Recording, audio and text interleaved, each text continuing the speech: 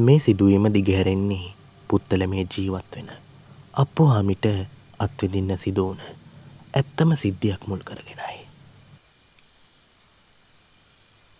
අප්පුහාමි තම රැකියාව විදිහට සිදු කළේ වඩු කර්මාන්තයයි. ඔහු කුඩා සන්දියේ තමයි ඔහුගේ ආච්චි අම්මා මිය ගිහිල්ලා තියෙන්නේ. මේ ආච්චි අප්පුහාමිට දැක් වූ ආදරය සුළුපටු දෙයක් නන් නෙවෙයි. ඒ කියන්නේ ඒ බැඳීම තිබුණේ ආදරයකටම වඩා අධික තණ්හාවක්. දැන්නේ ආච්චි මිය ගිහිල්ලා අවුරුදු ගණනාවක්. ඉතින් මේ වෙනකොට අප්පුහාමි පවුලක් පන්සලක් වෙලා දරුවන් දෙන්නෙක්ගේ පියෙක්ද වෙලා ඉන්නේ. හවසට වඩුමඩුවේ වැඩ අහවරක් කරලා හැමදාම වගේ මදු විත ටිංගක් තුල ගාලා එන එක අප්පුහාමිගේ පුරුද්දක් වෙලා තිබුණා. ඒත් මේ සිද්ධියට මූණ දෙන දවසේ මදු විත එකඳු බිඳක්වත් තුල ගා නොතිබුණේ ඊටාම පුදුම සහගත අයුරකින්. ඒ කොහොම වුණත් එදා මූසල ඇස් කළුවන් ගැසෙන අන්ධකාරයක අප්පුහාමි වැඩ කටයුතු හවරක් කර නිවසට පැමිණ වෙනද වගේම දරුවන් එක්ක රාත්‍රී 10 පමණ වන විට කෑම කා නිින්දට යන්න සැරසෙනවා. ඒත් මොකක්දෝ හේතුවකට අප්පුහාමි අද නම් හරියම අමුතුයි. මූණත් හොඳටම නාලු වෙලා.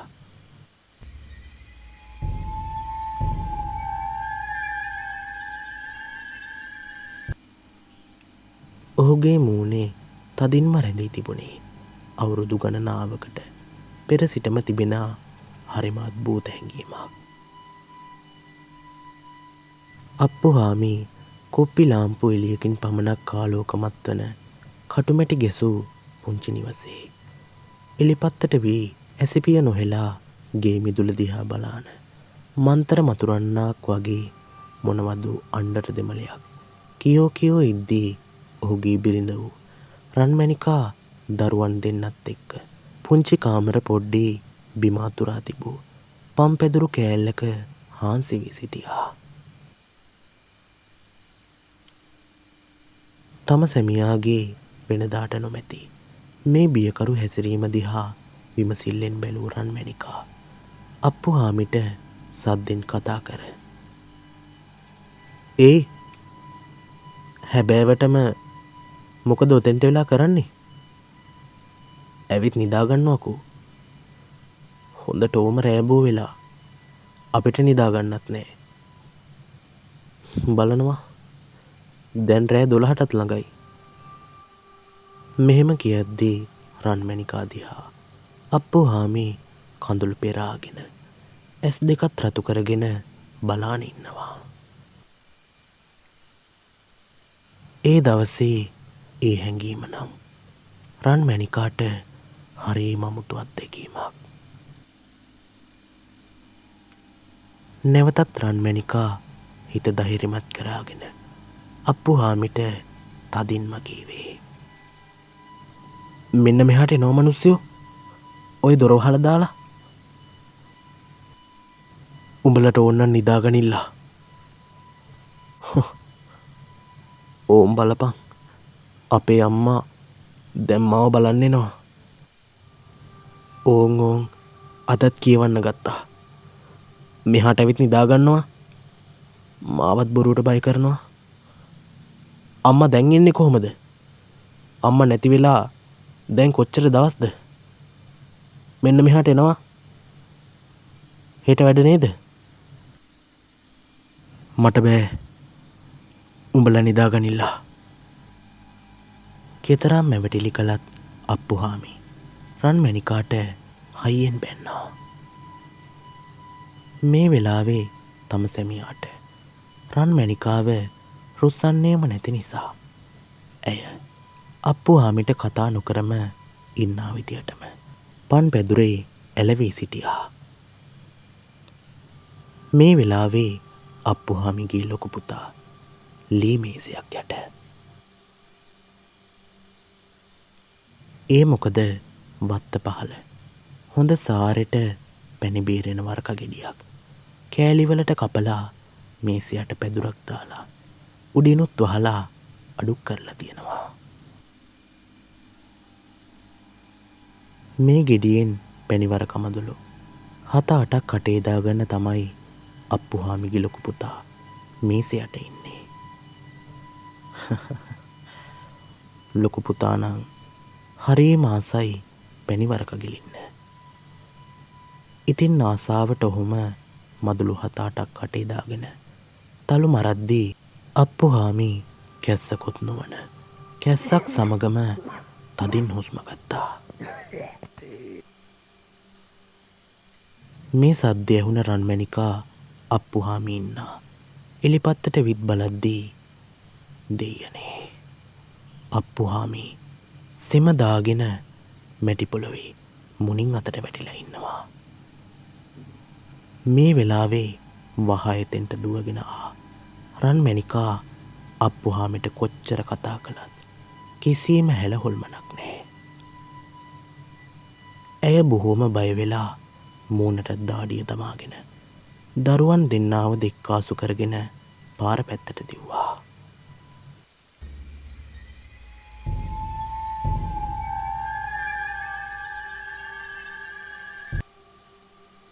ඒ වෙනකොට අප්පුහාමිලාගේ ගම්පියස්සේ යන්ත්‍ර මන්ත්‍ර සාත්තරයේ කෙළපැමිණි කට්ටඩි රාළ කෙනෙක් වූ සිරිසේනව විගස මතකයට රන්මැණිකා විගහටම උන්නැහැගේ නිවසට ගොහින් එය පීඩා විඳින මේ කාරණාව ගැන කියන්ට තියාගත්තා. ඉක්මන් කරලා ඒ කට්ටඩි මහතාව රන්මැණිකා ඇයගේ නිවසට එක්කාසු කරගෙන විත් මුණින් අතට බිම වැතිරී ඉන්න අප්පුහාමිව දෑතම දික් කරලා පෙන්නවා.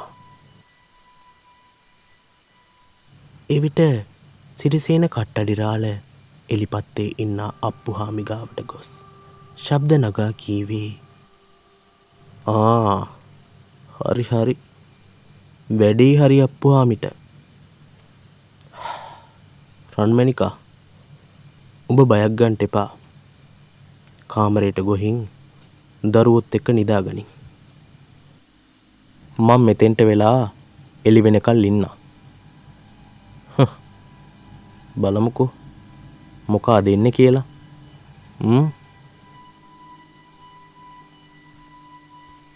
කී ලෙසම තොයිලයකට අවැසි අඩුම කුඩුම මේ මොහොතේ කට්ටඩියා ගාව නොවූ නිසා යකඩගිරයක් අතේ තියාන ඔහු එළිවෙන කල්ම එහි නොපියාම අප්පුහාමි දිහා කෙලින්ම බලාගෙන සිටියා. ඔහොම කාලය ගෙවී යද්දී උදැහැනැක්කීම මෙන්න අප්පුහාමි වඩු මඩුවේ රස්සාවට යන්න හනිකට ලකල හැත්ති වෙනවා. ඒ වෙලාවේ අප්පුහාමි හිටියේ හොඳ සිහියෙන් නෙවෙයි. ඔහුට එදානම් හොඳටෝම උණගැනිලා තිබුණේ. මේ මිනිස්සයා දැන් හොඳින් නම් තමාගේ ශරීරේ උණ වේදනාව දැනෙන්නේ නැත්තේ මොකද? එහෙම සිද්ධ වෙන්නේ නැත්තේ තාමත් ඊයේ මූසල අන්ධකාරයේ මේ පංචස්කන්ධයට අරක්ගත්ත ඒ බලවේගය තාමත් අප්පුහාමි වටා සැරිසරන හන්දයි. ඒ අසලින් විගස අප්පුහාමි දිහාවට සිරිසේන කට්ටඩිරාල ඔහුට හඬ නගා කියන්නට උනේ. අප්පුහාමි අද තමුසේ වැඩට යන්නේ. අද ඔහෙට තියෙනවා පොඩි තොයිලයක් කරන්න.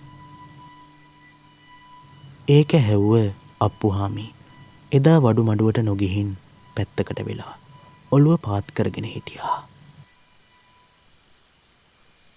ඔන්න ඉතින් රාත්‍රී 8 පමණ වෙද්දී රත්මල් දෙහි ආදී නොයෙක් කඩුම කුඩුම තොයිලයට ලැහැත්ති කරගෙන සිරිසේන කට්ටඩිරාලගේ දේවාල පොඩ්ඩට අප්පුහාමි ඇතුළු මුළු පවුලම ඇතුල් කරගෙන සිරිසේන කට්ටඩිරාල රන්මැණිකාට කීවේ, රන්මැණිකා මන් දැන් ඔහේලගේ නිවසට යනවා බෙරග ගහ.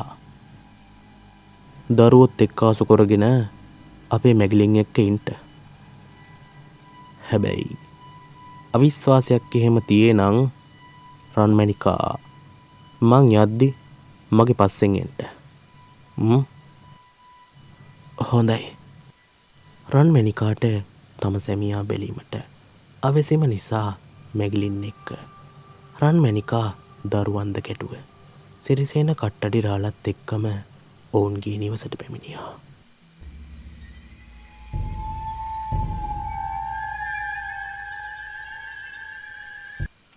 බෙර පදයක් ගසමින් කට්ටඩියා අප්පුහාමිලාගේ නිවසට එද්දී දෙයියෝ සාක්කි. මෙන්න ඔවුන්ගේ නිවසේ පාන තියෙන මල් පැලේ තන්නේ කළුම කළුපාට වවුලෙක් වහලා ඉන්නවා. වවුලා එහෙම මල් පැලේ වහලා ඉද්දී මහ විශාල හඬකින් කොහේදෝ ඉඳලා පොල් කුරුමිනියෙක් කැරකිලා කට්ටඩිරාල දැන් ඉන්නා මල් පැල ගාවට බේකින් මාවා. සිරිසේන කට්ටඩිරාල විගහින් මේ තෙන්ට ගොහින් මතුරුප කුප්පියකට ඒ ඥාති වීසීන් පැමිණි අඳුරු ආත්මය රැගෙන කිසිම දෙයක් සිදු කර ගැනීමට නොහැකි නිසා හිර කරලා දැම්මා. එහෙම කුප්පියට හිර කරගෙන කට්ටඩිරාල කීවේ, උඹේ සෙල්ලං අදින් ඉවරයි. රන්මැණිකා දැන් උඹලට කොරන්ට තියෙන්නේ හැකිනම් මේක මුන්නසරම් මුහුදට ගොහින් වීසි කොරාපන්. ඒත් නැතිනම් වත්තේ කොනකින් වලදාපන්. හරි දැන් බයක් ගන්ට එපා. මෙහෙම කියමින් කට්ටඩිරාල පහන් පැල දිහා බලද්දී එතන පැලේ වහලා හිටිය වවුලට වෙච්චි දෙයක් නැහැ. අඳුරු ආත්මය ගොදුරු කරගත් අප්පුහාමිට කිසිම දෙයක් මතකත් නැහැ. ඒ ආත්මය හිර කරලා වත්තේ කොනක වල දැම්මයින් පහු ඒ පවුලට කිසිම අන්තරාවක් නැතුව හොඳින් ජීවත් වුණා.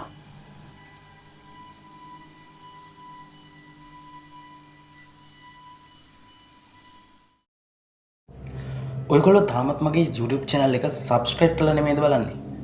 එහෙනම් අනිවාර්යෙන්ම subscribe කරලා අපිත් එක්ක එකතු වෙන්න.